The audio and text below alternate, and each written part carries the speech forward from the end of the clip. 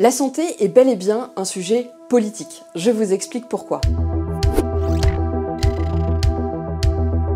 La santé est traditionnellement un sujet qui ne déchaîne pas les passions. Depuis la pandémie, on a vu que des comportements pouvaient être politiques en rapport avec la santé. Certains refusaient de porter le masque ou de se faire vacciner en résistance au gouvernement en place. Les discours des responsables politiques abordent bien sûr des sujets consensuels, les conditions de travail des soignants, ou les déserts médicaux. Cependant, si on se penche sur les programmes des partis politiques, des préférences se révèlent. À l'extrême gauche, on récuse la santé comme marché, on dénonce l'emprise de l'industrie pharmaceutique. À l'extrême droite, on va davantage s'intéresser à la fraude à la carte vitale ou à la couverture santé des étrangers en situation irrégulière. À droite, on va parler de performance des organisations, de l'articulation entre public et privé. La gauche socialiste est dans une position un peu délicate depuis les coupes budgétaires opérées sous le mandat de François Hollande. On va donc se concentrer sur des mesures technocratiques telles que la réforme de l'Ondam ou de la formation